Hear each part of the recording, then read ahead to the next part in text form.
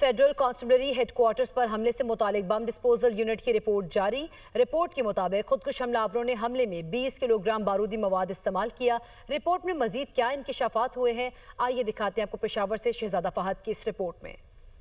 Federal constabulary headquarter Peshawar پر حملے میں دہشت گردوں کی جانب سے 20 کلو گرام بارودی مواد استعمال کیا گیا۔ ویڈیو کی جاری کردہ رپورٹ کے مطابق جیکٹس میں بارودی مواد آگے اور پیچھے 2 حصوں میں تقسیم تھا۔ جیکٹس زیادہ سے زیادہ تباہ کن اثرات کے لیے تیار کی گئی تھیں۔ جیکٹس کے ٹکڑے سے واضح ہے کہ 30 میٹر تک نقصان ممکن تھا۔